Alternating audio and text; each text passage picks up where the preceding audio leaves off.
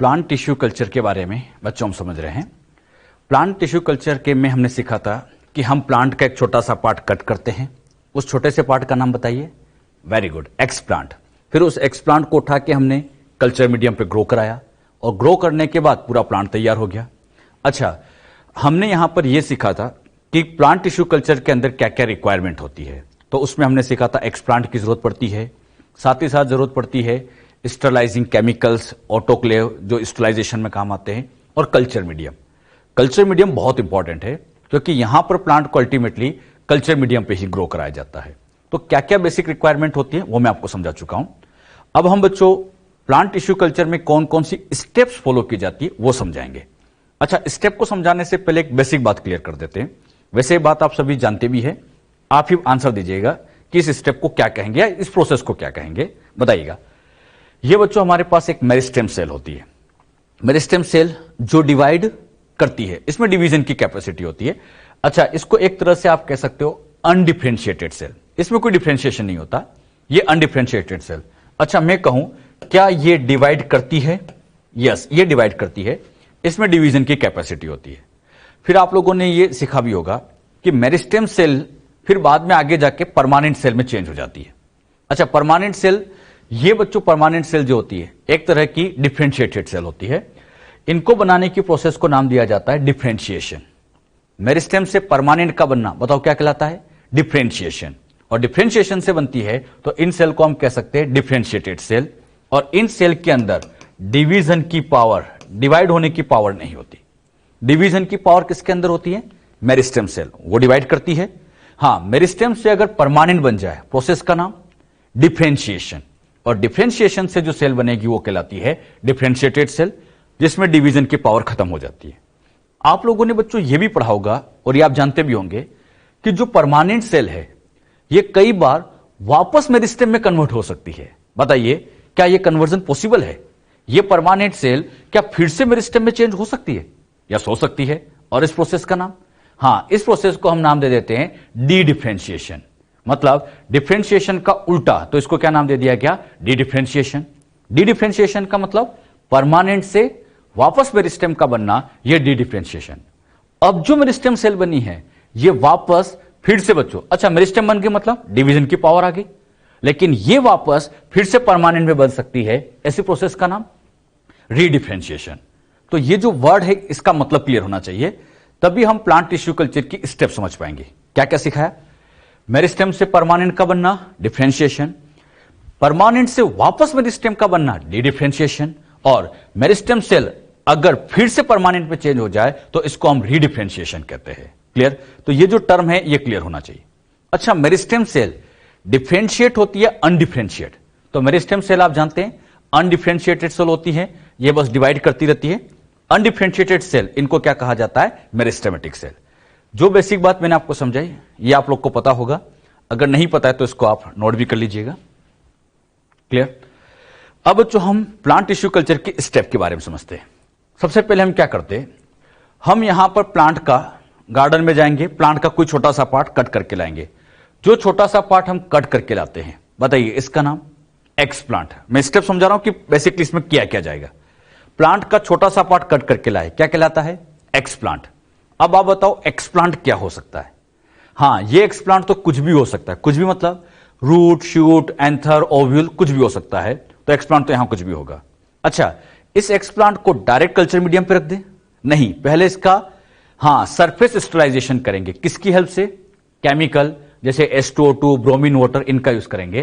तो ये जो एक्सप्लांट होता है इसका बच्चों यहां पर सरफेस स्टरलाइजेशन कराएंगे। हमने जो एक्सप्लांट लिया है सिखाने के लिए, लीफ का एक छोटा पार्ट ले लिया, और लीफ का वो पार्ट लिया है जो एक तरह की परमानेंट सेल रखता है। मतलब एक्सप्लांट यहां पर जो हमने लिया है समझाने के लिए परमानेंट सेल ली, लेकिन ये कुछ भी ले सकते हैं। मैंने आपसे कहा है कुछ भी हो सकता है। समझाने के लिए मैंने परमानेंट सेल ली। अब जो एक्सप्लांट लिया इसका हमने क्या किया? Surface sterilization. मतलब वही ब्रोमीन वाटर के अंदर लेके इसको डाल देंगे ताकि इसके सरफेस के सारे ऑर्गेनिज्म खत्म हो जाए। क्लियर? अब ये जो बच्चों एक्सप्लांट है इसको उठा के हम ग्रो कराएंगे कल्चर मीडियम के ऊपर। ये कल्चर मीडियम के ऊपर ग्रो कराएंगे। कल्चर मीडियम में कई सारे केमिकल है, यहां सुक्रोज है, इनऑर्गेनिक सॉल्ट होते हैं, वाइटामिन होते हैं, अमाइनो एसिड होते हैं, बहुत सारी चीजें। लेकिन एक बात मैंने कही थी क्या इनके अंदर ग्रोथ रेगुलेटर होते हैं? यस, होते हैं, ऑक्सिन एंड साइटोकाइनिन। अब खास बात, यहां बच्चों मैंने क्या किया, ऑक्सिन और साइटोकाइनिन की क्वांटिटी को इक्वल रखा।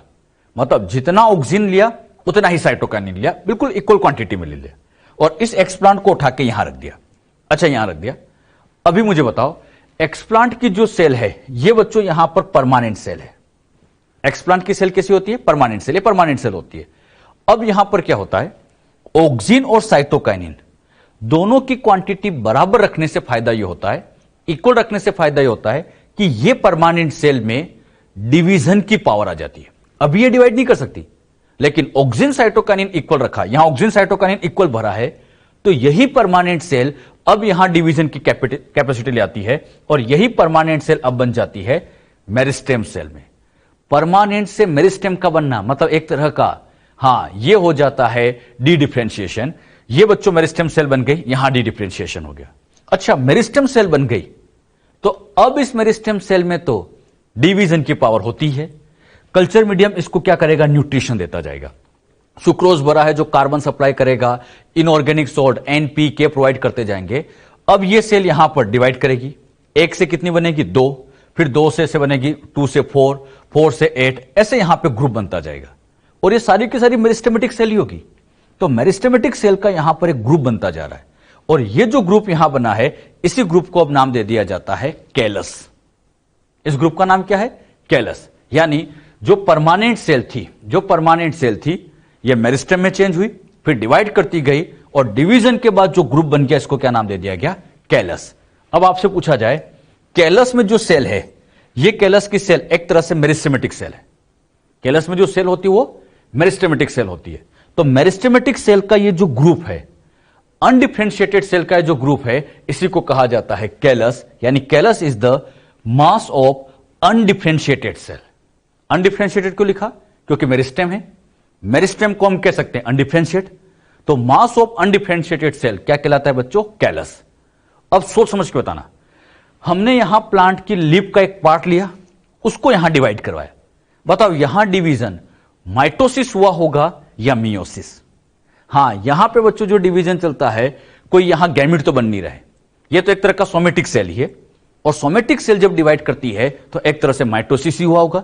यानी इस कैलस को बनाते टाइम यहां जो डिवीजन चल रहा होगा, यह डिवीजन कोई और नहीं, यह एक तरह का माइटोटिक डिवीजन होता है।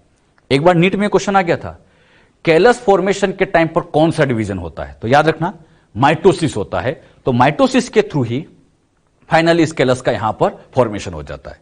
जो बात मैंने आपको यहां समझाई, क्लियर हुई? अभी क्या सिखाया, प्लांट का छोटा पार्ट लिया, एक्सप्लांट कहलाता है, परमानेंट सेल थी, सरफेस स्टरलाइज किया, कल्चर मीडियम में रखा, लेकिन खासियत क्या, ऑक्सिन साइटोकाइनिन इक्वल रखा, यही परमानेंट सेल मेरिस्टेम में बनी, डिवाइड करती रही, और अल्टीमेटली कैलस तैयार हो गया। अरे बात समझ में? तो कैलस कैसे बना समझ में आया? और क्वेश्चन आता है, व्हाट इज कैलस? तो कैलस क्या बताओगे, मास ऑफ अनडिफरेंशिएटेड सेल, इसी को क्या कहा जाता है, कैलस, जो माइटोटिक डिवीजन से बना है।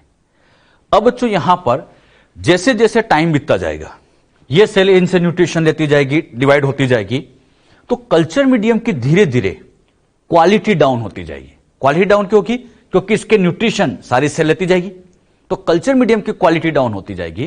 तो हम आगे क्या करते हैं, इसे फिर नए कल्चर मीडियम में शिफ्ट करते हैं, और वहां प्लांट में रूट शूट सब फॉर्मेशन करते हैं।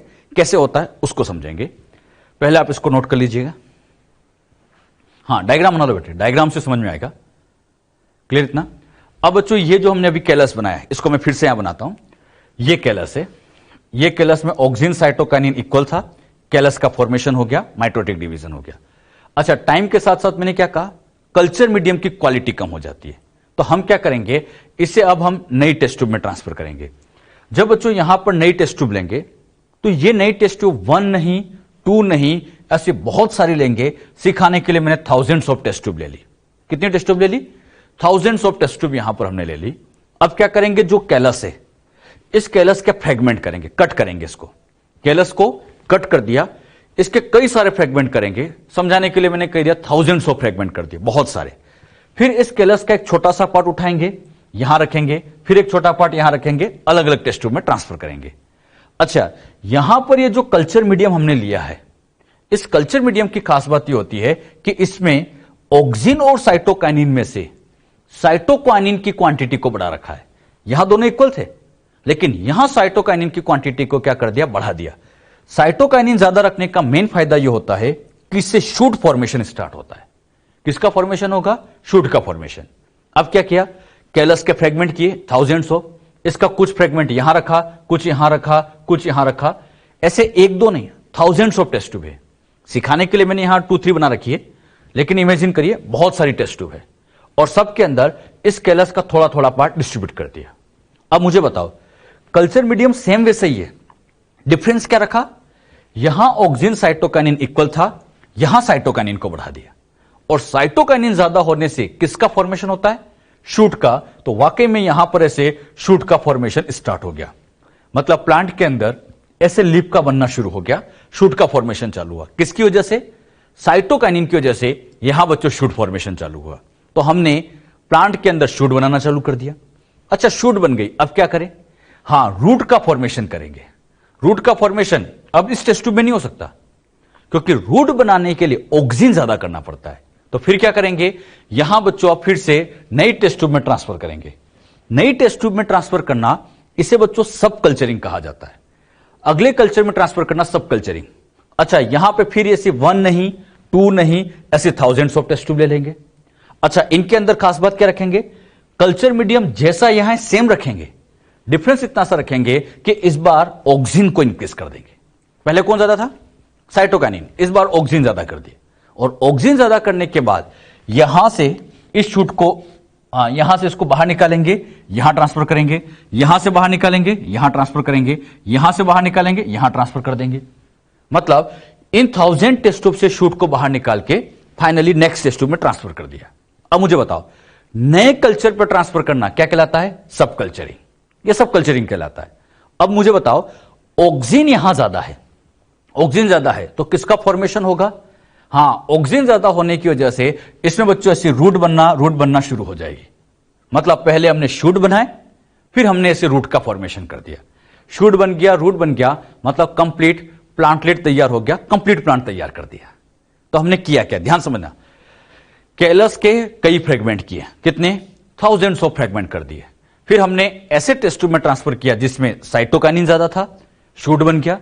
रूट बनाने के लिए फिर अगली टेस्ट ट्यूब में ट्रांसफर किया, तो ऐसे बच्चों यहां पर रूट का फॉर्मेशन हुआ। तो हमने एक तरह से प्लांट के ऑर्गन बनाए। तो ऑर्गन बनाने की इस प्रोसेस को कहा जाता है ऑर्गेनोजेनेसिस। मतलब हम प्लांट में क्या कर देते हैं, ऑर्गेनोजेनेसिस करते हैं, ऑर्गन का फॉर्मेशन करते हैं। अब इंपॉर्टेंट क्वेश्चन क्या आएगा, ऑक्सिन साइटोकाइनिन इक्वल तो कैलस बनेगा, साइटोकाइनिन ज्यादा है तो शूट का फॉर्मेशन होगा, ऑक्सिन ज्यादा है तो रूट का फॉर्मेशन होगा। तो यह सब इंपॉर्टेंट है। और यह भी ध्यान रखना, पहले शूट बनाते हैं और फिर रूट बनाते हैं। इससे फायदा क्या होता है, शूट बनने की वजह से यहां पर यह प्लांट खुद ही फोटोसिंथेसिस स्टार्ट कर देंगे। अच्छा, इसमें फोटोसिंथेसिस स्टार्ट हो गया तो खुद अपना न्यूट्रिशन बनाएंगे, तो कल्चर मीडियम पे कम डिपेंड रहे। तो पहले किसका फॉर्मेशन करते हैं, शूट का।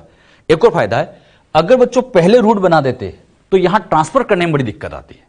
तो पहले शूट बनाते हैं ताकि वो फोटोसिंथेसिस करे, खुद अपना न्यूट्रिशन बनाना चालू करे, और बाद में जाके हम रूट का फॉर्मेशन करते हैं।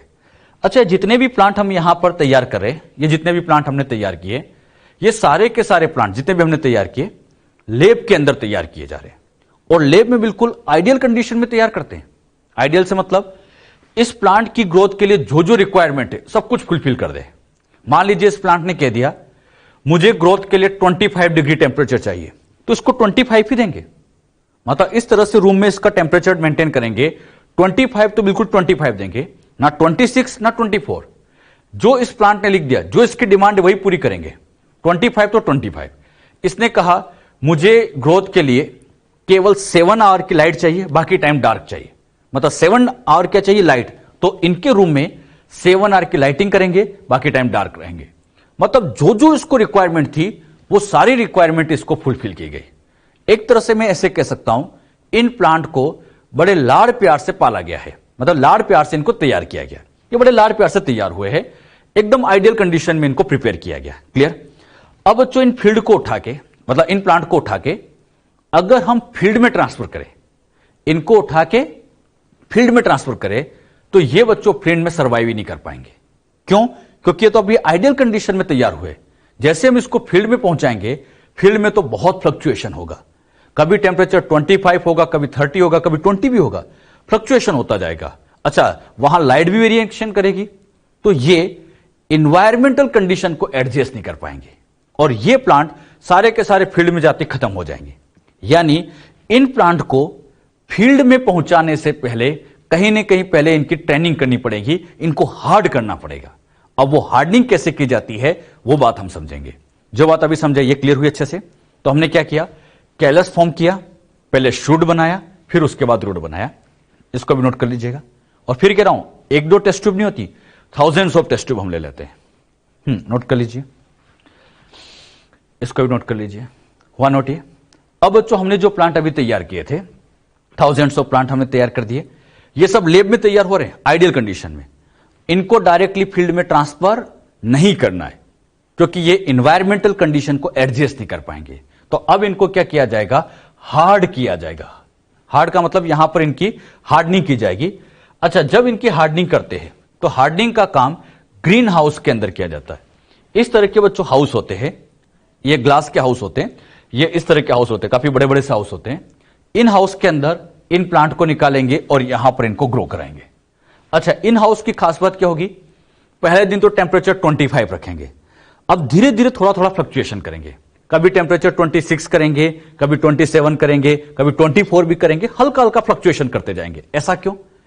ताकि ये इन्वायरमेंटल कंडीशन को एडजस्ट करना सीखे।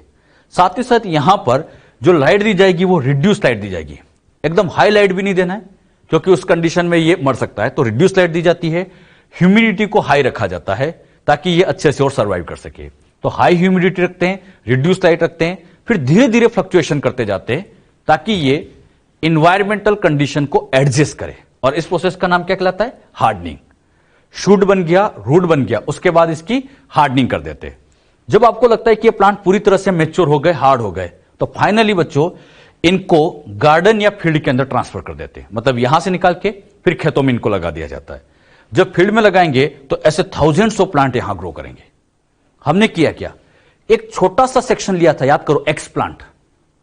प्लांट पूरा भी नहीं लिया था, प्लांट का भी एक छोटा सेक्शन लिया, एक्स प्लांट, उससे कैलस बनाया और कैलस बनाने के बाद यहां बच्चों हमने उससे थाउजेंड्स ऑफ प्लांट तैयार कर दिए। यानी एक्स प्लांट, एक माइक्रो पार्ट से हमने थाउजेंड्स ऑफ प्लांट बना दिए। माइक्रो प्लांट का हमने प्रोपोगेशन कर दिया। यही एक तरह का बच्चों माइक्रो प्रोपोगेशन कहलाता है। इसको मैं आगे नोट कराऊंगा आपको, अभी समझो। एक्स प्लांट छोटा पार्ट था, अरे एक्स प्लांट तो एक छोटा सा पार्ट था, याद है ना, और छोटे से प्लांट से हमने फाइनली थाउजेंड्स ऑफ प्लांट बना दिए। प्रोसेस का नाम माइक्रो पार्ट का प्रोपोगेशन करना, यह माइक्रो प्रोपोगेशन कहलाता है। अच्छा, ये जो प्लांट यहां तैयार हुए, सोच समझ के बताना, ये बच्चों इस एक्स प्लांट से तैयार हुए थे। यहां बच्चों ये प्लांट का छोटा सा सेक्शन था एक्स प्लांट, और इसी एक्स प्लांट से फाइनली हमने ये हजारों प्लांट बना दिए। एक बात मुझे बताओ, जब यहां पर इनको तैयार किया गया, माइटोसिस हुआ या मियोसिस? हां, माइटोसिस हुआ। ये माइटोसिस से डिवाइड करके तैयार हुए। माइटोसिस की खास बात यह होती है कि इसमें कहीं क्रॉसिंग ओवर नहीं होता। क्रॉसिंग ओवर तो मियोसिस में होता है, माइटोसिस में कहीं क्रॉसिंग ओवर नहीं होता, तो कहीं वेरिएशन आती नहीं है, कोई जेनेटिक चेंजेस नहीं होते। तो जो इसका जीनोटाइप था, देखा जाए तो इनका जीनोटाइप सेम ही रहा। इनका जीनोटाइप, इसका जीनोटाइप, इसका जीनोटाइप सेम रहा क्योंकि माइटोसिस से तैयार हुए। तो एक तरह से ये इस प्लांट के बिल्कुल सिमिलर होते हैं, तो इसीलिए इनको नाम दिया जाता है। इन सोमेटिक पार्ट के ये एक तरह से क्लोन है, सबका जीनोटाइप सेम है। अच्छा, सेम जीनोटाइप वाले को हम कहते हैं क्लोन। सेम जीनोटाइप वाले पर्सन को क्या कहा जाता है, क्लोन। और ये सोमेटिक सेल से तैयार हुए। अरे लीप से तो तैयार किया है, लीप एक सोमेटिक सेल है, तो सोमेटिक सेल से तैयार हुए तो इनको सोमा क्लोन कहा जाता है। क्या कहा जाता है बच्चों, सोमा क्लोन। अगर इन सोमा क्लोन में एक हाथ प्लांट के अंदर ऐसा देखा जा सकता है कि कुछ वेरिएशन आ जाए, ये सब सारे सोमा क्लोन है। सोमा क्यों लिखा बच्चों, सोमेटिक सेल से तैयार हुए, क्लोन है क्योंकि जीनोटाइप सबके सेम है, तो इसलिए नाम दिया सोमा क्लोन। एक हाथ प्लांट में ऐसी वेरिएशन आ सकती है, जरूरी नहीं कि हमेशा आएगी, एक हाथ प्लांट पे वेरिएशन आ सकती है, तो ऐसी वेरिएशन को हम कहते हैं सोमा क्लोनल वेरिएशन। ये वेरिएशन बच्चों, मान लीजिए किसी सेल में माइटोसिस में कुछ गड़बड़ हो गई, या जो केमिकल हमने भरे उसमें से किसी ने म्यूटाजन का काम कर दिया, कुछ गड़बड़ हो गई, तो एक आध के अंदर अगर वेरिएशन आ जाए तो ऐसी वेरिएशन को सोमा क्लोनल वेरिएशन कहते हैं। अच्छा, कई बार ये वेरिएशन फायदेमंद भी हो जाती है क्योंकि इनसे अच्छे कैरेक्टर भी आ सकते हैं। मैं फिर कहूंगा चांस होता है, ऐसा नहीं कि हमेशा अच्छे कैरेक्टर आएंगे, तो एक चांस होता है कि ये सोमा क्लोनल वेरिएशन समटाइम हमें फायदा भी दे सकती है। क्लियर? जो बात यहां समझे क्लियर हुई? एक बार फिर समझना सोमा क्लोन क्या होता है, उसी चीज को पहले इसको नोट कर लीजिएगा। प्लांट तैयार हुए, शूट बनाया, रूट बनाया, ऑर्गन तैयार हुए, फिर उसके बाद उसकी हार्डनिंग करते हैं और हार्डनिंग करने के बाद फील्ड में पहुंचा देते हैं। क्लियर? डायरेक्ट क्यों नहीं पहुंचाते? हां, क्योंकि ये इन्वायरमेंटल कंडीशन को एडजस्ट नहीं कर पाते और मर जाते हैं, तो इनकी हार्डनिंग करना जरूरी है। हमने यहां पर क्या सीखा समझिएगा। ओरिजिनल प्लांट था, छोटा पार्ट कट किया, एक्सप्लांट लिया, टिश्यू कल्चर पे ग्रो कराया और हमने ये थाउजेंड्स ऑफ प्लांट तैयार किए। अच्छा, कौन सा डिवीजन से बने? माइटोसिस से। अब इन सबका जीनोटाइप कैसा है? सेम जीनोटाइप वाले के लिए क्लोन, लेकिन सोमेटिक सेल से तैयार हुए। ओरिजिनल प्लांट की कौन सी सेल ली थी बच्चों? हमने यहां पर उसकी सोमेटिक सेल से तैयार हुए, तो इसीलिए इसको नाम दे दिया सोमा क्लोन। और अगर किसी प्लांट पे वेरिएशन आ जाए तो सोमा क्लोनल वेरिएशन कह देते हैं। अच्छा, सोमा क्लोन क्या होते हैं? नोट भी कर लीजिएगा। Soma clone are those plant which are genetically identical to the original plant. Original मतलब इस प्लांट जिससे हमने एक्सप्लांट लिया था, तो जिससे हमने एक्सप्लांट लिया था उस प्लांट के बिल्कुल सिमिलर होते हैं। अच्छा, डिफरेंस क्यों नहीं आ रहा है? क्रॉसिंग ओवर हुआ ही नहीं, वेरिएशन ही नहीं आई। अच्छा, ओरिजिनल प्लांट के सिमिलर होते हैं तो इनको हम सोमा क्लोन कहते हैं, और वेरिएशन आ जाए तो उसको हम सोमा क्लोनल वेरिएशन कहते हैं। सोमा क्लोनल वेरिएशन का मतलब genetic variation present among plant regenerated from tissue culture. तो टिश्यू कल्चर से जो प्लांट बने हैं, अगर इनमें कोई डिफरेंस आ जाए, कोई वेरिएशन आ जाए, तो उसको सोमा क्लोनल वेरिएशन कह देते हैं। ये किसकी वजह से आ सकती है?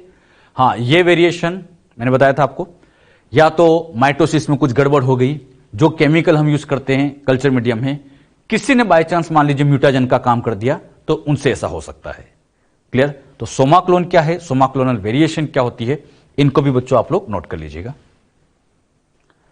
प्लांट टिश्यू कल्चर के अंदर बच्चों हमने एक बहुत ही इंपॉर्टेंट बात सीखी थी।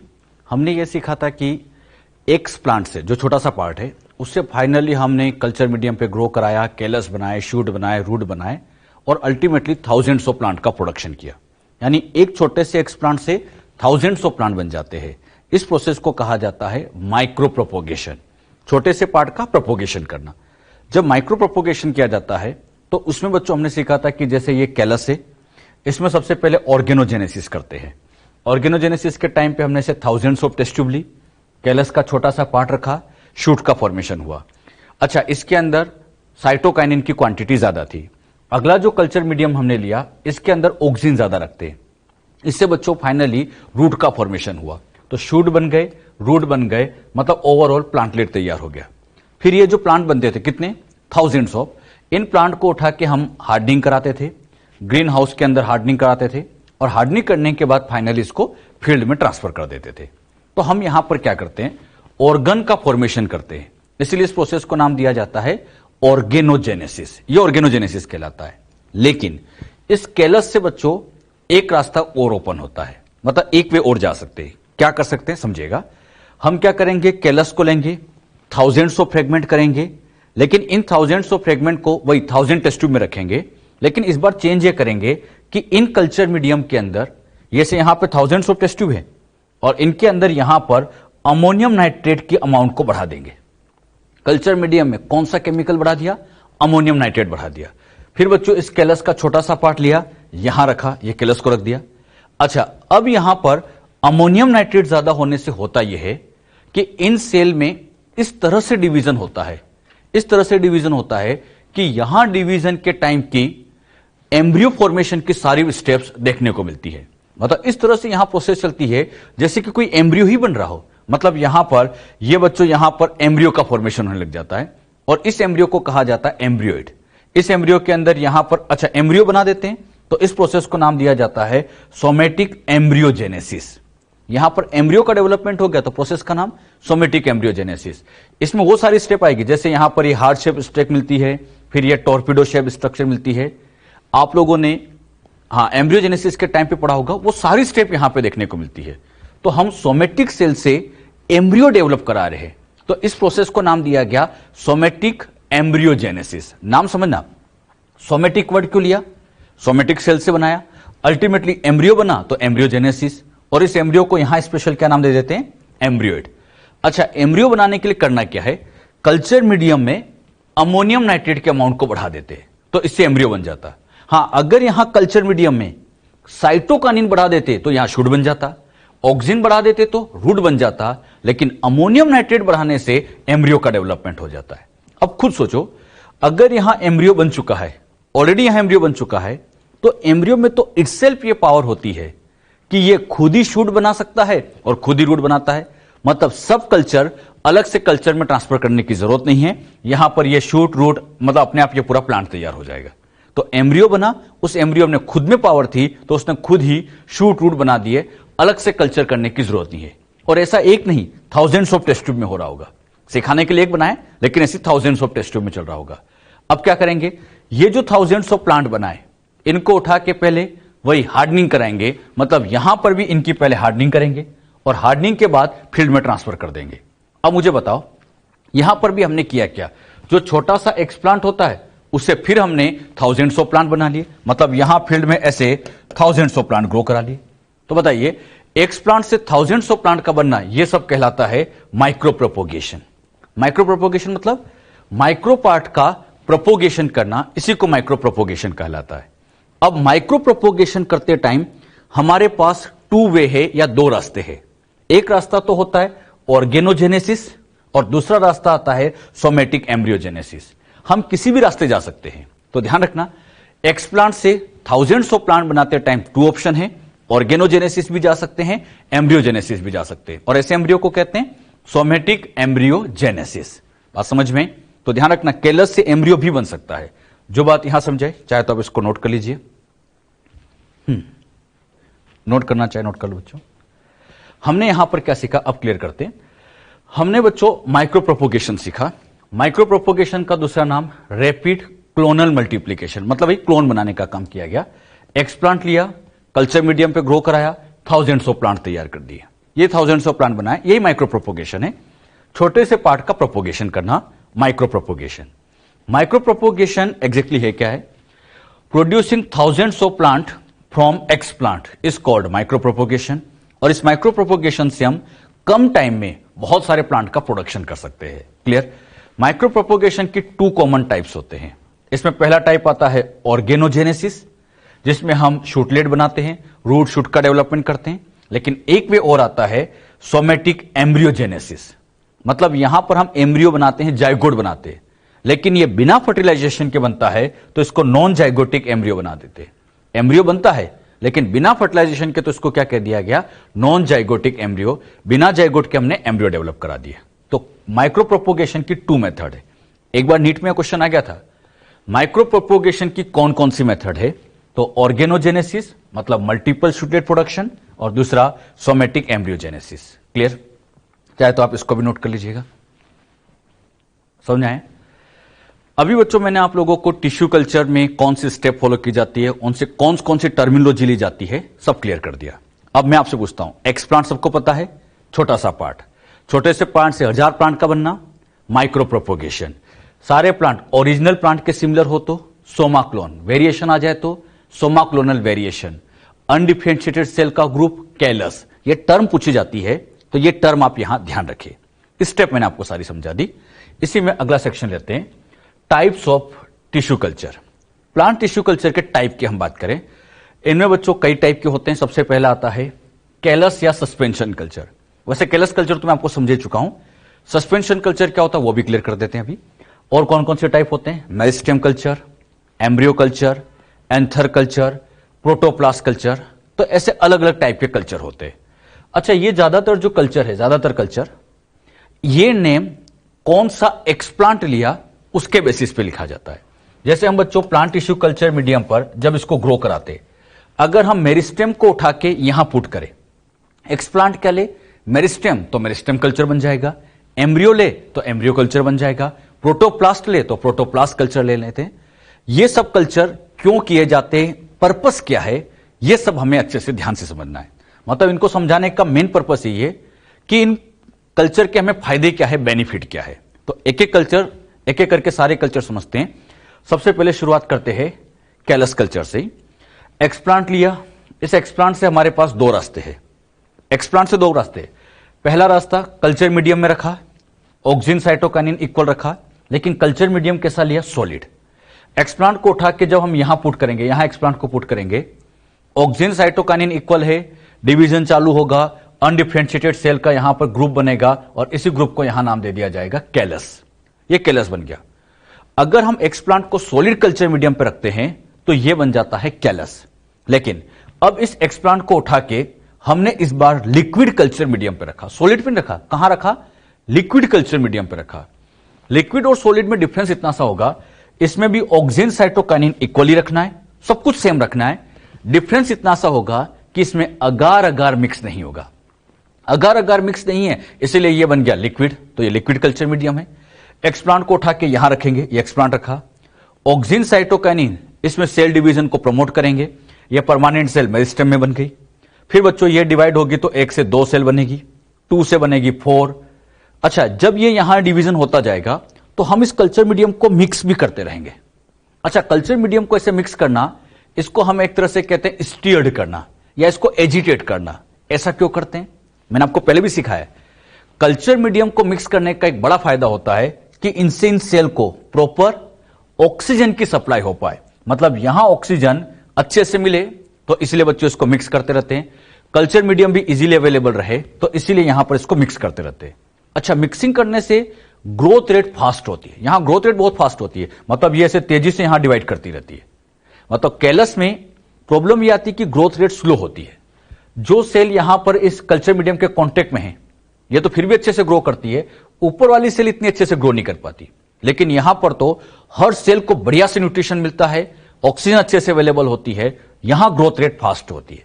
तो कभी आपको कैलस या हम कहे ग्रोथ रेट को फास्ट करना है, ग्रोथ रेट फास्ट करनी है, तो सबसे बढ़िया है लिक्विड कल्चर का यूज करना चाहिए। और इसी लिक्विड कल्चर को कहा जाता है सस्पेंशन कल्चर। अगर हम एक्सप्लांट को लिक्विड कल्चर मीडियम पे ग्रो कराएं तो सस्पेंशन, इतना ध्यान रखना। सॉलिड पे ग्रो कराते हैं तो ग्रुप बनता है, वो कैलस कहलाता है। यहां ग्रुप नहीं बनता, ये अलग अलग ही रह जाती है, तो इसको हम सस्पेंशन कल्चर नाम दे देते हैं। दोनों डिफरेंस क्लियर है। अब बच्चों ये जो सस्पेंशन कल्चर है, इसके 2 पार्ट आते हैं। मैं बस नाम लिखूंगा, बाकी मीनिंग आप मुझे बताना। बेच एंड कंटिन्यूअस। हां, बेच उसको कहते हैं जिसमें कल्चर मीडियम केवल एक बार लिया जाएगा, एक बार कल्चर मीडियम ले लेंगे, वो बेच है। कंटिन्यूअस में यूज्ड कल्चर मीडियम बाहर निकालते रहेंगे, यूज्ड बाहर निकालेंगे, फ्रेश ऐड करते रहेंगे। कुछ याद है सा? हां, कंटिन्यूअस कल्चर ज्यादा बढ़िया होता है, क्योंकि इससे सेल हमेशा लोग फेस में मेंटेन रहती है और इससे डिवीजन भी फास्ट होता रहता है। ऐसा मैं सिखा चुका हूं आप लोग को, तो ध्यान रखिएगा। सस्पेंशन कल्चर 2 टाइप के होते हैं। बेच एक बार कल्चर लेना, सस्पेंशन कंटिन्यूअस में थोड़ा बाहर निकालेंगे, उतना ही फ्रेश कल्चर मिक्स करते रहेंगे। तो मुझे बताओ, कैलस और सस्पेंशन क्लियर सबको अच्छे से? सॉलिड पे ग्रो कराना कैलस, लिक्विड पे ग्रो कराना सस्पेंशन। जो बातें हमने समझी फटाफट नोट कर लेते हैं। मास ऑफ अनडिफरेंशिएटेड सेल क्या कहलाता है बच्चों? Callus. Callus is formed on solid medium. अच्छा, इसमें जो डिवीजन चलता है वो माइटोसिस। इवन सस्पेंशन कल्चर में भी माइटोसिस ही होगा, तो ये माइटोटिक डिवीजन से ग्रो करते हैं। एग्जैक्टली जब हम लेब में इसको ग्रो कराते हैं तो ये इस तरह से ग्रो हो जाते हैं। तो ये उसी का ही एग्जैक्ट डायग्राम है कि एग्जैक्टली इस तरह से कैलस बन जाता है। अगला हमने समझा सस्पेंशन कल्चर। सस्पेंशन के अंदर तो हम ऐसे लिक्विड कल्चर मीडियम पे ग्रो कराते हैं, सेल्स ग्रो करेगी लेकिन लिक्विड पर। हां, इसमें बच्चों कल्चर मीडियम में एक्सप्लांट को इनोक्यूलेट किया जाता है, किसके अंदर? Liquid culture medium. Liquid culture medium को कंटिन्यूअसली क्या करते हैं? एजिटेट करते हैं, मतलब मिक्स करते हैं। क्यों? ताकि एक तो सेल आपस में क्लंप ना हो, मतलब आपस में जुड़े ना, और साथ ही साथ ऑक्सीजन अच्छे से अवेलेबल रहे। इससे फायदा यह होता है, यहां पर गैसेस एक्सचेंज, ऑक्सीजन अवेलेबल अच्छे से होगी, तो यहां पे ग्रोथ भी बहुत फास्ट होती है। यह बच्चों फिर से 2 टाइप का होता है। बेच, जिसमें कल्चर मीडियम एक बार लिया जाता है, सस्पेंशन बेच, और दूसरा आता है कंटिन्यूअस। यूज्ड कल्चर मीडियम को बाहर निकालेंगे, उतना ही फ्रेश मिलाते जाएंगे, तो उसको हम कंटिन्यूअस कल्चर कह देते हैं। क्लियर? तो यह होता है बच्चों सस्पेंशन कल्चर। इसमें कौन सा कल्चर यूज करते हैं? लिक्विड, और इसमें ग्रोथ रेट फास्ट आती है। क्लियर? अच्छा, अगला कल्चर टाइप लेते हैं मेरिस्टेम कल्चर। मेरिस्टेम कल्चर का मीनिंग इतना सा है, जब हम explant as a meristem cell ले तो उसको हम मेरिस्टेम कल्चर कहते हैं। मेरिस्टेम कल्चर का पर्पस क्या है, बहुत ध्यान समझिएगा। ये बच्चों एक वायरस अफेक्टेड प्लांट है। मतलब इस प्लांट के अंदर ऐसे virus virus virus virus virus ऐसे इसमें वायरस बहुत लगे हैं। इसके अंदर वायरस का इन्फेक्शन बहुत है। अच्छा, वायरस का इन्फेक्शन है। अब हमने क्या किया, ये प्लांट वायरस अफेक्टेड था, हमने इस प्लांट का एक छोटा सा पार्ट कट किया, मान लीजिए लिप का पार्ट कट किया। बताओ, ये छोटा सेक्शन एक्स प्लांट, इसको उठा के कल्चर मीडियम पे रखा। अच्छा, जैसे इसको कल्चर मीडियम पे यहां रखेंगे, अब इसके अंदर यहां वायरस है तो यहां वायरस होंगे। हमने बच्चों सरफेस स्टेलाइजेशन समझा था, तो सरफेस स्टेलाइजेशन से सरफेस के ऑर्गेनिज्म किल होते हैं, सेल के अंदर के वायरस खत्म नहीं होते। तो अंदर तो वायरस रहेगा, और अंदर वायरस रहेगा, यहां वायरस रहेगा, तो फाइनली यहां पर ग्रो कराने के बाद अल्टीमेटली जब प्लांट तैयार होगा, तो ये प्लांट मुझे बताओ वायरस अफेक्टेड होगा या वायरस फ्री होगा? जब यहां वायरस है तो अल्टीमेटली इसमें भी वायरस होंगे, मतलब ये भी वायरस अफेक्टेड बनेंगे। कहानी इतनी सी है, स्टार्टिंग का प्लांट अगर वायरस अफेक्टेड है तो लास्ट के प्लांट भी वायरस अफेक्टेड ही बनेंगे। अच्छा, हम क्या चाहते हैं अब, ये प्लांट चाहे वायरस अफेक्टेड हो, लेकिन लास्ट के जो हम यहां प्लांट बनाए वो वायरस फ्री बन जाए। अब ये कैसे पॉसिबल है? हां, टिश्यू कल्चर से यह फायदा होता है कि हम वायरस फ्री प्लांट बना सकते हैं। कैसे बनाते हैं सीखिएगा। इस प्लांट में चाहे वायरस हो, बहुत सारे वायरस हो, लेकिन प्लांट का जो मेरिस्टेमेटिक पार्ट होता है, मतलब ये जैसे यहां पर आप कह सकते हो, ये बच्चों यहां इसका जो टिप पार्ट है, ये टिप पार्ट, ये मेरिस्टेम होता है। मेरिस्टेमेटिक सेल जो होती है ये वायरस फ्री होती है।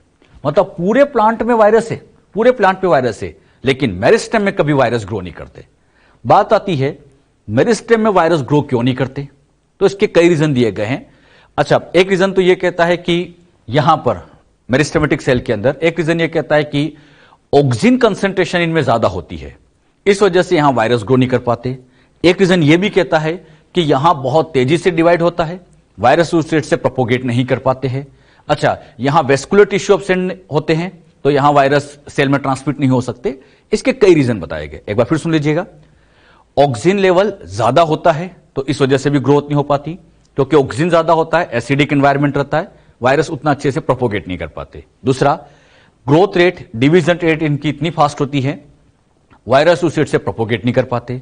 और एक और, वेस्कुलर टिश्यू यहां पर एब्सेंट रहते। ऐसे कई रीजन होते हैं। अच्छा, अब यहां से इसको उठा के एक्सप्लांट में एज ए हमने क्या लिया, एक्सप्लांट की फॉर्म में मेरिस्टेम को लिया। अच्छा, पूरे प्लांट पे वायरस है, लेकिन मुझे बताना मेरिस्टेम सेल वायरस अफेक्टेड है या वायरस फ्री है? अच्छे से बोलना सभी, वायरस फ्री है, इसमें तो कोई वायरस नहीं। अच्छा, इसमें वायरस फ्री है, वायरस है ही नहीं, क्योंकि यहां पर वायरस ग्रो ही नहीं करते। अब इसको उठा के हमने यहां पर ट्रांसफर किया, मतलब इसको उठा के यहां पहुंचाया। मुझे बताओ, एक्सप्लांट हमने क्या लिया, वायरस।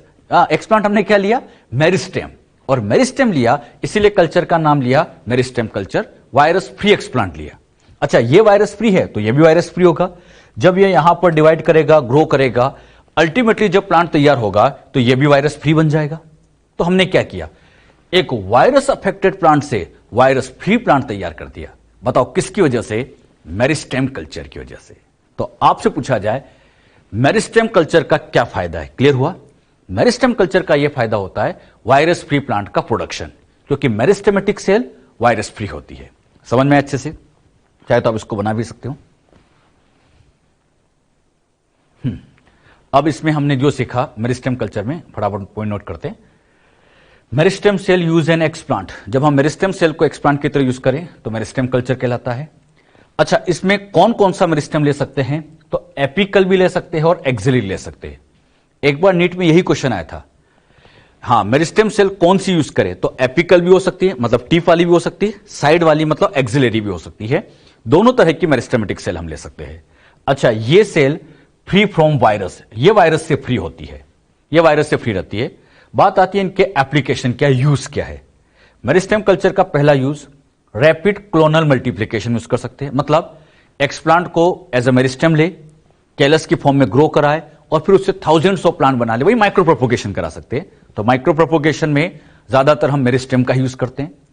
माइक्रो प्रोपोगेशन के टाइम पे जो एक्सप्लांट लिया जाता है वो एग्जैक्टली मेरिस्टेम से ली जाती है। क्यों? क्योंकि वायरस फ्री होती है, तो लास्ट के प्लांट भी वायरस फ्री बन जाते हैं।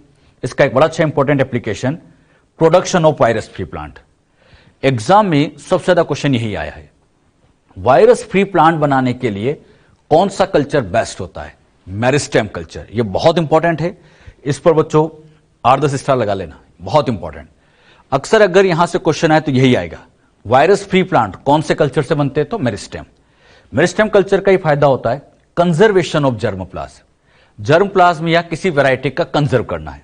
जैसे मान लीजिए ये कोई प्लांट है, ये प्लांट है, मुझे इस प्लांट को कंजर्व करके रखना है, प्रिजर्व करके रखना है, तो क्या हम इस प्लांट को फ्रिज में स्टोर करके रख ले? नहीं, फ्रिज में स्टोर करके नहीं रख सकते आप। अच्छा, तो इसके पोलन ग्रेन को क्रायो प्रिजर्वेशन कर दे, उसमें बच्चों दिक्कत आती है। तो हम क्या करते हैं, क्योंकि इनमें अगर वायरस है तो अगर हम क्रायो प्रिजर्वेशन करेंगे तो उसमें भी वायरस रहेगा, और बाद में जब ग्रो कराएंगे तो वायरस अफेक्टेड ही रहेगा। तो इसका एक बड़ा अच्छा सोल्यूशन होता है कि जब भी किसी भी प्लांट को, चाहे वो वायरस अफेक्टेड हो नहीं भी हो, प्रिजर्व करने का सबसे बेस्ट तरीका यह होता है कि आप इसके मेरिस्टेम को कट करें। मतलब आपने क्या ले लिया, इसका मेरिस्टेम ले लिया, क्यों? वायरस फ्री है। अच्छा, और इसको उठा के हमने क्या किया, ऐसे यहां पे ग्रो करा लिया, मतलब ऐसे इसको यहां पे रख दिया, किसमें? टेस्ट ट्यूब में। टेस्ट ट्यूब में रख देंगे, और इस टेस्ट ट्यूब को उठा के अब हम इसको डीप फ्रीजर में रख देंगे, ग्रो नहीं कराएंगे, इसको उठा के डीप फ्रीजर में रख देंगे। अब डीप फ्रीजर में स्टोर रहेगा। अब बच्चों मान लीजिए आज से हमें 20 ईयर बाद, 20 साल बाद हमें इस प्लांट की जरूरत है, तो हम क्या करेंगे, इस टेस्ट ट्यूब को 20 साल बाद बाहर निकालेंगे, एक्स प्लांट को निकाल के कल्चर मीडियम पे ग्रो करा के नया प्लांट तैयार करेंगे, और नया प्लांट वायरस फ्री होगा। अच्छा, मैं अगर इसकी लीफ के पार्ट को यहां स्टोर करता तो क्या दिक्कत है? हां, क्योंकि अगर लीफ में वायरस होता और 20 साल बाद जब ग्रो कराते तो वो वायरस की वजह से ग्रो ही नहीं हो पाता। तो कभी भी वैरायटी को कंजर्व करना हो तो सबसे बढ़िया तरीका मेरिस्टेम का यूज करना चाहिए। अच्छा, इसी मेरिस्टेम का एक फायदा होता है वैरायटी का इंपोर्ट एक्सपोर्ट करना। जैसे इंडिया की कोई वैरायटी अदर कंट्री में ले जानी है, या अदर कंट्री की कोई वैरायटी इंडिया में लानी है, मेरिस्टेम बढ़िया है। हम क्या करेंगे, मान लीजिए अमेरिका का कोई प्लांट इंडिया में लाना है, तो हम क्या करेंगे, अमेरिका के उस प्लांट का मेरिस्टेम कट करेंगे, टेस्ट ट्यूब में रखेंगे, मतलब कल्चर मीडियम पर रखेंगे, डीप फ्रीजर में रख के इंडिया में लाएंगे, फिर इंडिया में ग्रो करा लेंगे। इससे क्या फायदा होगा, अमेरिका के वायरस इंडिया में नहीं आ पाएंगे। तो कभी भी वैरायटी का इंपोर्ट एक्सपोर्ट करना हो तो मेरिस्टेम कल्चर इसमें बेस्ट होता है। साथ ही साथ इसका एक फायदा और होता है ट्रांसजेनिक प्लांट में। मान लीजिए आपने इसे ट्रांसजेनिक प्लांट बना लिया, अब इससे और प्लांट बनाना है तो आप उसका मेरिस्टेम यूज करो, क्योंकि अगर दूसरा पार्ट लिया और वायरस रहा तो ग्रो नहीं कर पाएगा। तो मेरिस्टेम कल्चर से हम ट्रांसजेनिक प्लांट को भी डेवलप करा सकते हैं। कई फायदे हैं, इतने सारे फायदे में से मैं तो कहूंगा आप ये अच्छे से याद रखो, वायरस फ्री। तो मेरिस्टेम कल्चर के वैसे कई फायदे, सबसे मेन फायदा पूछे तो वायरस फ्री प्लांट का प्रोडक्शन करना। ये पॉइंट चाहे तो आप नोट कर लीजिए, ये तो हमने समझ लिया, इसको आप बस नोट कर लीजिएगा। अगला कल्चर लेते हैं, एम्ब्रियो कल्चर। एम्ब्रियो कल्चर में होता क्या है, एक बच्चों हमारे पास वैरायटी ए है, एक वैरायटी बी है, हमने इन दोनों का क्रॉस कराया, मतलब इसके पोलन ग्रेन लेके इसके ओविल के साथ यहां पर फर्टिलाइजेशन किया। अच्छा, जब यहां फर्टिलाइजेशन किया अल्टीमेटली यहां पर सीड बने, पोलन ग्रेन ने फर्टिलाइजेशन किया, सीड्स बन गए। अलग अलग वैरायटी का जब क्रॉस कराते हैं तो ये बच्चों इस तरह का सीड बन जाता है। अच्छा, इस सीड के अंदर ये तो यहां पर होता है एम्ब्रियो, सीड के अंदर एम्ब्रियो होगा, और इसके साइड में न्यूट्रिशन भरा होता है, और उसको आप लोग जानते भी होंगे, स्टोर फूड, एंडोस्पर्म। ये एंडोस्पर्म क्या करता है, हां, ये इस एम्ब्रियो को न्यूट्रिशन देने का काम करता है। एम्ब्रियो को न्यूट्रिशन देने वाला एंडोस्पर्म कहलाता है।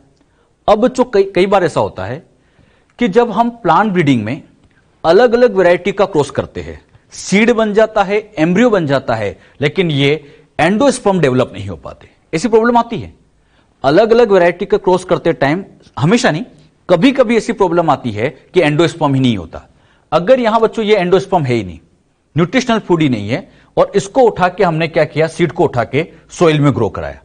अच्छा, जब सोइल में ग्रो कराएंगे यहां पर एंडोस्पर्म है ही नहीं, तो बताओ एम्ब्रियो को न्यूट्रिशन नहीं मिलेगा, और एम्ब्रियो को न्यूट्रिशन नहीं मिलेगा तो ये एम्ब्रियो मर जाएगा, एम्ब्रियो खत्म हो जाएगा क्योंकि न्यूट्रिशन नहीं मिला, और एम्ब्रियो खत्म हो गया तो नई वैरायटी तैयारी नहीं हो सकती। ये एक प्रॉब्लम आती है। अलग अलग वैरायटी का क्रॉस करते टाइम ऐसा होता है कभी कभी कि एंडोस्पर्म नहीं बनता, और इस वजह से प्रॉब्लम यह आती है एम्ब्रियो की डेथ हो जाती है, यानी एम्ब्रियो का एक तरह से हम कहें एबॉर्शन हो जाता है, यानी एम्ब्रियो खत्म हो गया, और एम्ब्रियो खत्म हो गया नई वैरायटी बन ही नहीं सकती। तो हमें कहीं ना कहीं इस एम्ब्रियो को बचाना होगा। अब बात आती है कैसे बचाएं, तो इसका सबसे बढ़िया तरीका है, इसको न्यूट्रिशन देना है तो हम यहां सीड में से एम्ब्रियो को रिमूव करेंगे, एम्ब्रियो को बाहर निकालेंगे, ये एम्ब्रियो बच्चों यहां बाहर आ गया। अब हमें इसको न्यूट्रिशन देना है तो हम इसको कल्चर मीडियम पे ग्रो कराएंगे। अच्छा, जब हम इसको ऐसे कल्चर मीडियम पे ग्रो कराते हैं तो यहां कल्चर मीडियम इसको न्यूट्रिशन देगा, जिसका कोई नहीं उसका कल्चर मीडियम, तो कल्चर मीडियम ने इसको न्यूट्रिशन दिया और इससे बच्चों ये यहां सर्वाइव करके प्लांट तैयार कर देगा।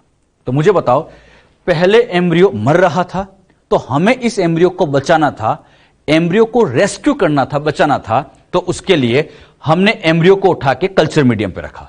अब मुझे बताओ, यहां एक्सप्लांट क्या है? कल्चर मीडियम पे हमने क्या रखा? एम्ब्रियो, और एम्ब्रियो एज ए एक्सप्लांट लिया गया तो कल्चर का नाम बन गया एम्ब्रियो कल्चर। अच्छा, क्यों कहा एम्ब्रियो कल्चर? समझ में? क्योंकि हमने एम्ब्रियो को एज एक्सप्लांट लिया तो एम्ब्रियो कल्चर नाम दे दिया गया। अब बात आती है इस एम्ब्रियो कल्चर के फायदे क्या है। एम्ब्रियो कल्चर होता क्या है? एम्ब्रियो को बाहर निकाल के ग्रो कराते वो एम्ब्रियो कल्चर। एम्ब्रियो को रेस्क्यू करने के लिए एम्ब्रियो कल्चर बेस्ट होता है। अच्छा, जब हम अलग अलग वैरायटी का क्रॉस कराते हैं तो एम्ब्रियो का कई बार एबॉर्शन हो जाता है, तो उसे बचाने के लिए एम्ब्रियो कल्चर करते हैं। तो एम्ब्रियो कल्चर बस इतना सा है, एम्ब्रियो को रेस्क्यू करने के लिए एम्ब्रियो कल्चर बेस्ट होता है। क्लियर? अगले नंबर पे आता है एंथर कल्चर, या इसको आप हैप्लॉइड कल्चर भी कह सकते हो। एंथर कल्चर से फायदा यही होता है, हैप्लॉइड प्लांट बनाते हैं। एंथर को कल्चर करने का और कोई फायदा नहीं, हैप्लॉइड प्लांट बनाना, इसलिए इसको हम हैप्लॉइड कल्चर, एंथर कल्चर कह सकते हैं। ये बच्चों यहां पर एंथर है। इस एंथर के स्ट्रक्चर में आप देखोगे तो ये एंथर की वॉल होती है और उसके अंदर ये पोलन ग्रेन होते हैं। एंथर कल्चर करने का एक ही पर्पस मेन है, हैप्लॉइड प्लांट बनाना, कि हैप्लॉइड प्लांट बन जाए तो सबसे बढ़िया है। तो हैप्लॉइड प्लांट बनाने के लिए एंथर कल्चर है। अब यहां पर होता क्या है, यहां बच्चों इस एंथर को लिया और इस एंथर को उठा के यहां कल्चर मीडियम पर रखेंगे। यहां पर एंथर को रख दिया। मुझे बताओ, एंथर को उठा के यहां पुट किया, एक्सप्लांट क्या? एंथर, तो कल्चर का नाम एंथर कल्चर। अब मुझे बताओ, यहां पर जो सेल है, बताइए, ये सेल हैप्लॉइड है, लेकिन प्रॉब्लम ये है कि एंथर की जो वॉल यहां दिख रही है, ये जो वॉल दिख रही है, ये तो डिप्लॉइड भी है।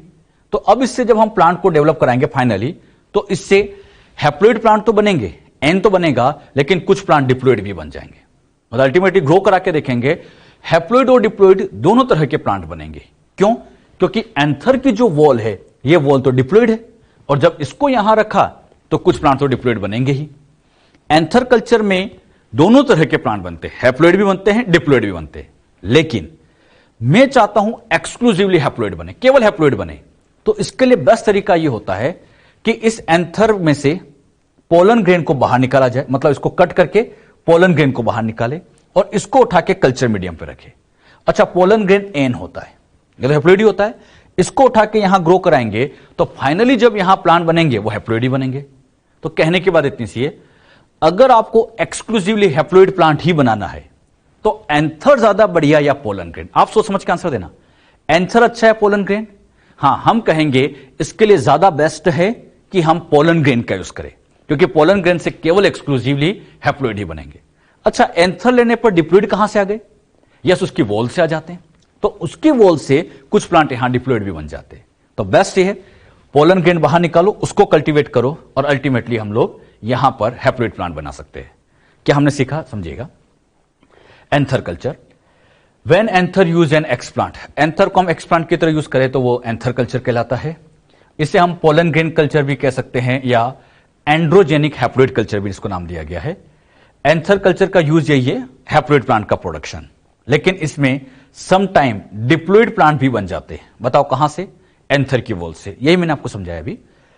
पहली बार एंथर कल्चर का काम गुहा एंड माहेश्वरी, दो साइंटिस्ट ने किया था और इन्होंने धतूरा प्लांट का एक हैप्लॉइड कल्चर तैयार किया था, हैप्लॉइड प्लांट डेवलप किए थे। अच्छा, ये साइंटिस्ट का नाम ध्यान रखना, यहां पर इंपॉर्टेंट भी है। पहली बार हैप्लॉइड कल्चर कौन से साइंटिस्ट ने किया है? गुहा एंड माहेश्वरी। अब यहां पे आती है यूज ऑफ हैप्लॉइड प्लांट। हम हैप्लॉइड प्लांट क्यों बनाना चाहते, क्यों इंटरेस्टेड है? हैप्लॉइड प्लांट बनाने का सबसे मेन इंटरेस्ट होता है म्यूटेशन की स्टडी। अगर हमें म्यूटेशन को स्टडी करना है तो इसके लिए हैप्लॉइड प्लांट सबसे बेस्ट होते हैं। समझिएगा। अच्छा, ये मैंने आपको पहले भी समझाया, म्यूटेशन की स्टडी करना हैप्लॉइड सबसे बढ़िया होते हैं। क्लियर? मान लीजिए ये प्लांट है जिसका genotype capital T small T है, इसमें स्मॉल टी म्यूटेशन से बना है।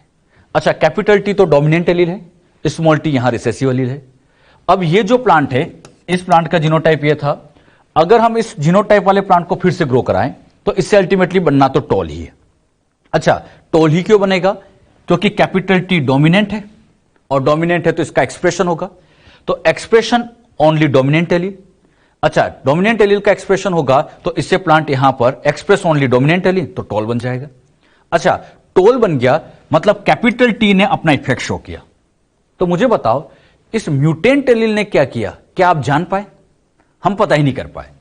अच्छा, डिप्लॉइड अगर हम ऑर्गेनिज्म लेते हैं तो यही दिक्कत है कि डिप्लॉइड में दो एलील होते हैं, और जो डोमिनेंट एलील होता है वो इस रिसेसिव की चलने नहीं देता, तो अल्टीमेटली डोमिनेंट ही एक्सप्रेस होते हैं, म्यूटेशन की तो स्टडी कर ही नहीं पाते।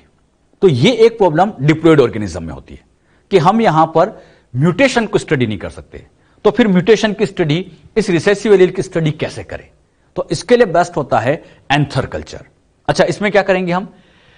ये बच्चों टी स्मॉल टी था, हम इस प्लांट के पोलन ग्रेन बनाएंगे, गैमिट्स बनाएंगे। गैमिट आप जानते हैं कैपिटल टी भी बनेगा, स्मॉल टी बनेगा।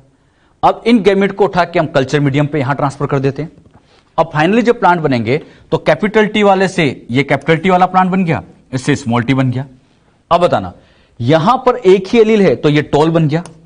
अब बताना, यहां पर केवल स्मॉल टी है, अब इसको रोकने वाला कोई नहीं, इसको रोकने वाला यहां पर कोई नहीं है, और कोई नहीं है तो ये अपने आप को शो करेगा और ये प्लांट द्वार बनेगा। अच्छा, ये प्लांट द्वार बन गया मतलब स्मॉल टी का इफेक्ट आपको देखने को मिला। तो बताइए, इस रिसेसिव एलील का इफेक्ट हम डिप्लॉइड ऑर्गेनिज्म में तो देख नहीं पा रहे थे, लेकिन इन हैप्लॉइड में जरूर देख लेते हैं, क्योंकि हैप्लॉइड में एक एलील होता है, अपने आप को शो कर जाता है। तो म्यूटेशन की स्टडी के लिए डिप्लॉइड बेस्ट होते हैं, हैप्लॉइड। हैप्लॉइड बढ़िया होते हैं, क्यों? क्योंकि एक ही एलील होता है और वो अपने आप को शो करता ही करता है। तो म्यूटेशन की स्टडी के लिए एंथर कल्चर बेस्ट है। इसी का एक फायदा और है, formation of pure line in a very short time. Pure line बनाने का एक तरीका मैंने आपको समझाया था, कंटिन्यूस सेल्फिंग कराते जाए तो प्योर लाइन बनती है। चाहे तो आप इसको नोट करना चाहे तो कर लीजिएगा। हां, अगर हम प्योर लाइन की बात करें, यह मान लीजिए टी स्मॉल टी है, मुझे इसमें कैपिटल टी वाली लाइन बनाना है, प्योर लाइन बनानी है। तो हमने सीखा था कंटिन्यूस सेल्फिंग एंड सिलेक्शन करेंगे और कई साल तक करेंगे। अच्छा, जब तक कि रिसेसिव आना बंद ना हो जाए, कंटिन्यूस सेल्फिंग कराते जाएंगे और फाइनली बच्चों ये टीटी मतलब प्योर लाइन बनती है। ये प्योर लाइन क्या एक बार के क्रॉस से बन जाती है? नहीं, बहुत बार क्रॉस कराने पड़ते हैं और कई साल लग जाते, 3 साल, 4 साल, 5 साल, कई साल लगने के बाद फाइनली प्योर लाइन बनती है। बहुत टाइम लगता है, लेकिन हम चाहते हैं कि प्योर लाइन जल्दी बनाए। तो इसके लिए क्या करेंगे, इसके पोलन ग्रेन लेंगे, और पोलन ग्रेन ले लिया मतलब कैपिटल टी स्मॉल टी ले लिया। अब हमें लाइन किसकी बनानी? कैपिटल टी, लेकिन पोलन ग्रेन में कुछ दिखता तो है नहीं, तो हम क्या करेंगे, दोनों को उठा के ग्रो करा देंगे। कहां कराएंगे? कल्चर मीडियम पे। अब कल्चर मीडियम पे, अच्छा यहां 2 पोलन ग्रेन नहीं होंगे, ये टी स्मॉल टी ऐसे यहां पर कई सारे होंगे। फाइनली इनसे प्लांट बनाएंगे तो इसमें बच्चों कुछ कैपिटल टी वाले होंगे, कुछ स्मॉल टी वाले होंगे, कुछ कैपिटल टी वाले होंगे, लेकिन इनमें अलील एक एक ही होगा। मतलब एक तरह से ये हैप्लॉइड होंगे, ये हैप्लॉइड होंगे, ये हैप्लॉइड प्लांट तैयार हुए। अब हमें लाइन किसकी बनानी है? कैपिटल टी या स्मॉल टी? यस, हमें कैपिटल टी से मतलब है, स्मॉल टी से मतलब नहीं। तो हम यहां पर इस प्लांट को उठा के यहां से बाहर कर देंगे, मतलब स्मॉल टी को उठा के यहां से फिर से बाहर कर देंगे, इसको यहां से हटा देंगे, और इसको हटाने के बाद अब जो ये कैपिटल टी है वो ये बना देंगे। मतलब इसके ऊपर अब केमिकल डालेंगे कोल्चिसिन। कोल्चिसिन क्या करता है? इसकी प्लोइडी को डबल करता है, और डबल करने के बाद ये यहां पर कैपिटल टी और ये यहां कैपिटल टी। मतलब कैपिटल टी की लाइन बनाने तो उसको रखेंगे, इस स्मॉल टी वाले को यहां से क्या कर देंगे? हटा देंगे। यानी स्मॉल टी वाले को तो हटा दिया, जो टीटी वाले थे इनके ऊपर कोल्चिसिन डालेंगे।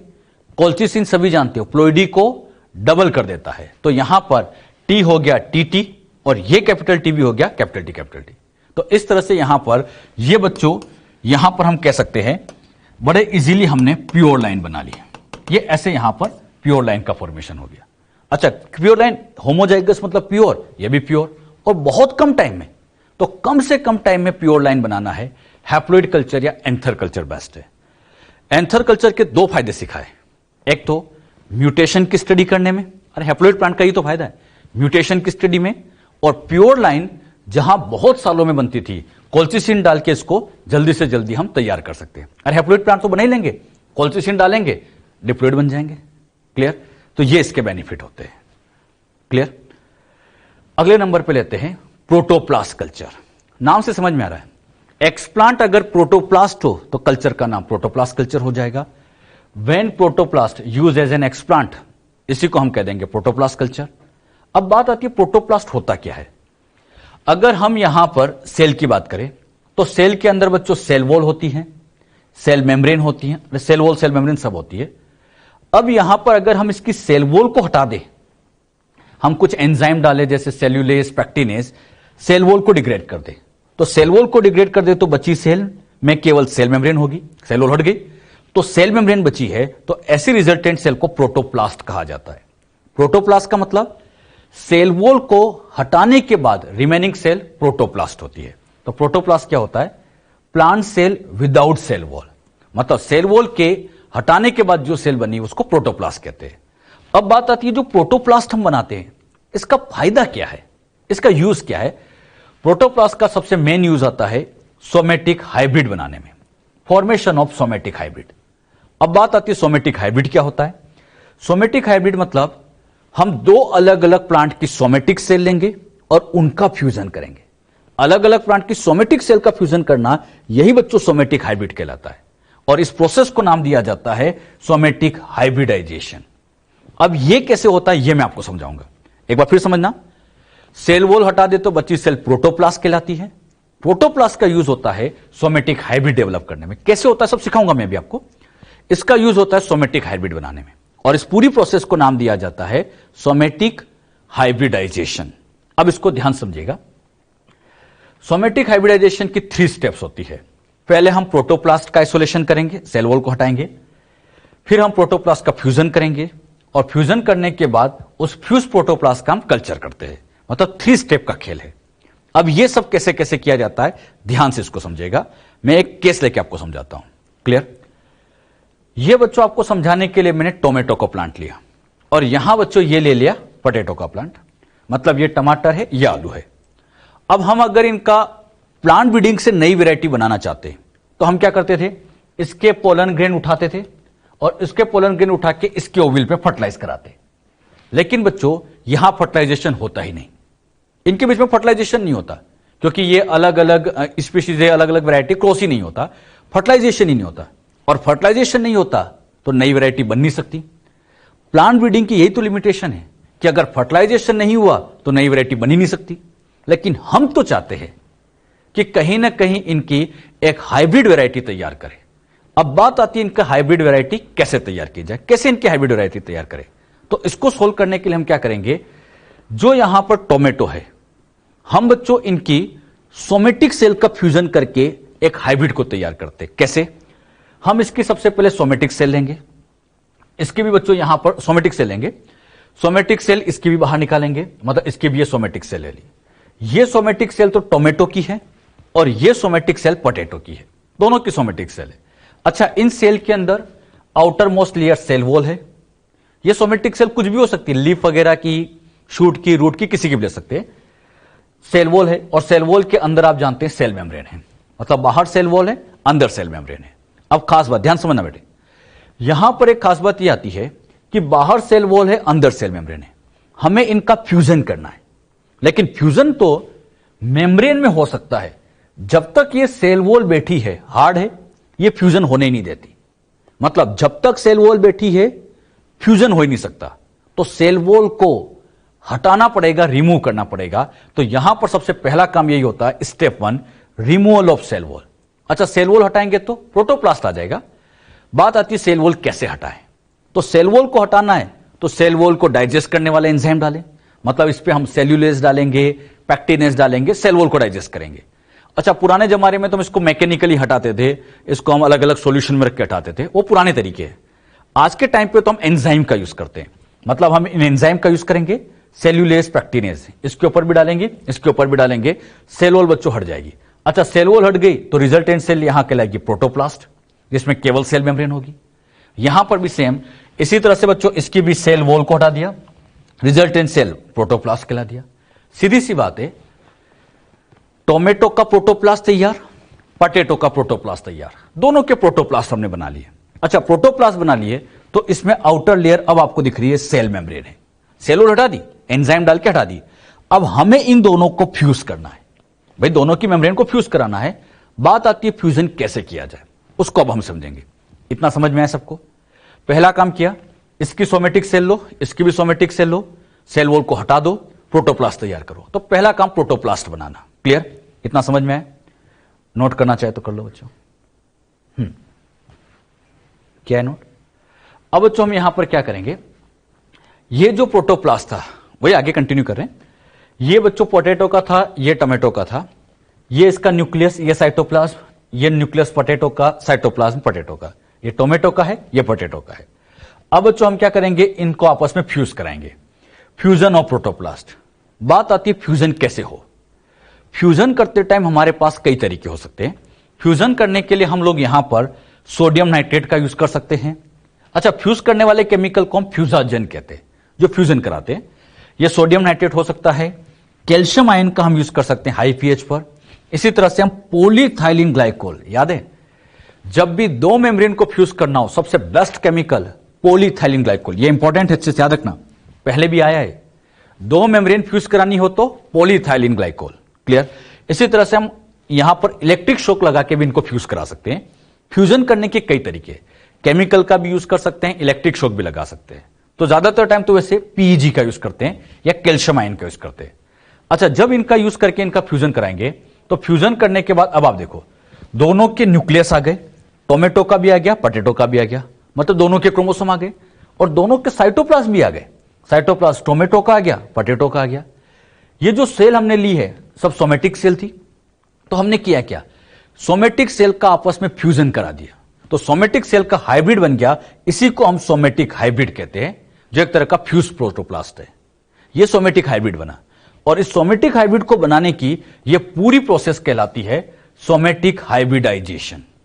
टर्म याद रखना, इसका बनना कहलाता है सोमेटिक हाइब्रिड, और प्रोसेस का नाम सोमेटिक हाइब्रिडाइजेशन। अच्छा, क्यों कहा सोमेटिक हाइब्रिड? क्योंकि सोमेटिक सेल का फ्यूजन करा लिया। तो अभी तक 2 काम हो गए, पहले प्रोटोप्लास्ट निकाल लिए, फिर उन प्रोटोप्लास्ट का आपस में फ्यूजन करा दिया। ये फ्यूजाजन आप ध्यान रखिएगा। क्लियर? अब बच्चों ये जो हाइब्रिड बना है, अब इसको कहीं ना कहीं ग्रो तो कराना पड़ेगा, तो यहां पर अगली स्टेप यही समझेंगे, इसको नोट कर लीजिएगा। हां, अब बच्चों ये जो बनाया हम इसको ग्रो कराएंगे, culture of fuse protoplast. Fuse protoplast या सोमेटिक हाइब्रिड का कल्चर कराएंगे। ये बच्चों हमारे पास सोमेटिक हाइब्रिड था। अब आप बताओ कहां ग्रो कराएं?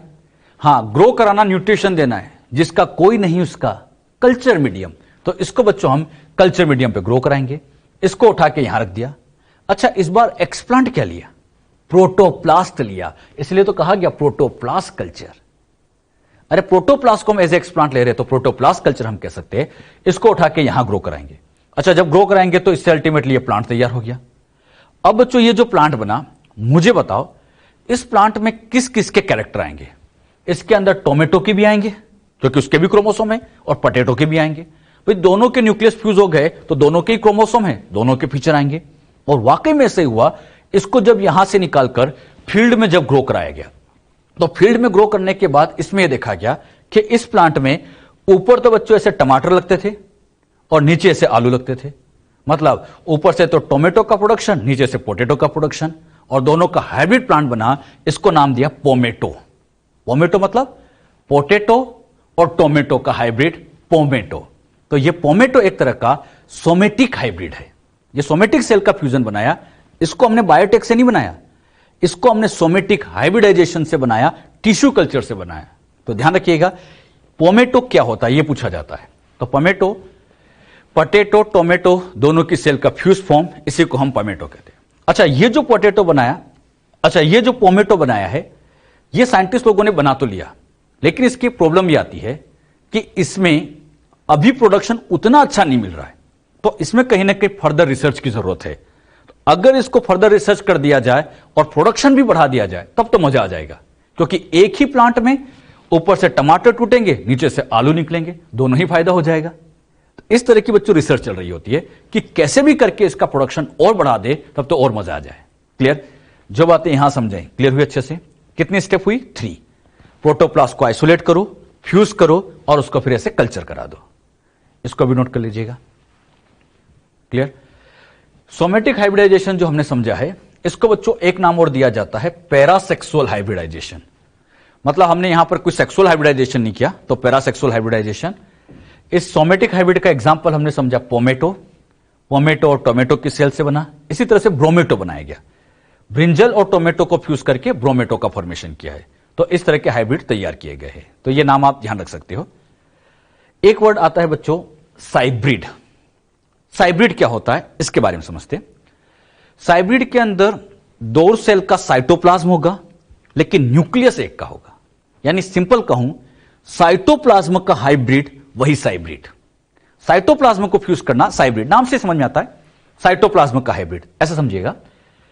प्रोटोप्लास्ट ऑफ सेल ए, ये सेल ए है, इसमें इसका न्यूक्लियस है, साइटोप्लाज्म है। ये बच्चों सेल बी है, इसमें इसका न्यूक्लियस है, साइटोप्लाज्म है। अब बच्चों यहां पर हमें साइब्रिड बनाना है, तो क्या करेंगे, जो बी सेल है या किसी भी एक सेल में से इसका बच्चों यहां से न्यूक्लियस हटा देंगे, न्यूक्लियस बाहर निकालेंगे, तो इसमें केवल साइटोप्लाज्म बचेगा। और अब हम इन दोनों का फ्यूजन करा देंगे। वही फ्यूजाजन डालेंगे, पीजी डाल सकते हैं, कैल्शियम आयन का यूज कर सकते हैं, सोडियम नाइट्रेट वगैरह यूज करके फ्यूजन करा देंगे। अच्छा, जब फ्यूजन कराएंगे तो मुझे बताओ, यहां से न्यूक्लियस इसका आ गया, लेकिन साइटोप्लाज्म दोनों क्या है, साइटोप्लाज्म तो इसका भी आया और इसका भी आया, तो एक तरह से साइटोप्लाज्म का हाइब्रिड बनाया, तो यह साइब्रिड कहलाता है। अच्छा, इसके न्यूक्लियस को हटा दिया, तो एक तरह से इसकी साइटोप्लाज्मिक जो जीन थी वो यहां ट्रांसफर कर दी। तो साइब्रिड बनाने का पर्पस यही होता है, साइटोप्लाज्म, इसके साइटोप्लाज्मिक की जीन को इसमें ट्रांसफर करना। साइटोप्लाज्मिक जीन को ट्रांसफर करने में ऐसा होता है, क्योंकि न्यूक्लियस की जीन तो हटा दी, केवल साइटोप्लाज्मिक जीन को ट्रांसफर करना था, इसीलिए साइब्रिड तैयार हुआ। तो साइब्रिड क्या होता है, cybrid possesses a nuclear genome from one parent, एक पेरेंट का न्यूक्लियस आएगा, but cytoplasmic gene from both parent, cytoplasm तो दोनों पेरेंट्स का आ जाता है, इसी को हम साइब्रिड नाम दे देते हैं। तो ये साइब्रिड कैसे बनाया, क्लियर हुआ अच्छे से। यहां पे आके बच्चों हमने प्लांट टिश्यू कल्चर कैसे किया जाता है और उसके कौन कौन से कल्चर हमने लिए, कौन कौन से यहां टाइप थे, सब हमने सीखा। तो प्लांट टिश्यू कल्चर यहां पे आके अपना कंप्लीट होता है। एनसीईआरटी में तो बस आप एक देखोगे, एक पेज पे लिखा है, लेकिन हमने इसको काफी डिटेल में समझा है, क्योंकि इनसे क्वेश्चन आते भी रहते हैं। इनमें मेन कल्चर में आप यही ध्यान रखना कि कल्चर में एक्सप्लांट लेते हैं तो उस तरह का नाम बन जाता है, यूज क्या है। इन सारे कल्चर में मेरिस्टेम कल्चर और प्रोटोप्लास्ट कल्चर ज्यादा इंपॉर्टेंट है। ज्यादा इंपॉर्टेंट ये होता है, आपके एनसीईआरटी में इन्हीं के नाम लिखे हैं, तो आप इन पे फोकस भी करना। वायरस फ्री प्लांट बनाना हो तो मेरिस्टेम कल्चर, सोमेटिक हाइब्रिडाइजेशन करना हो तो प्रोटोप्लास्ट कल्चर यूज करते हैं। क्लियर।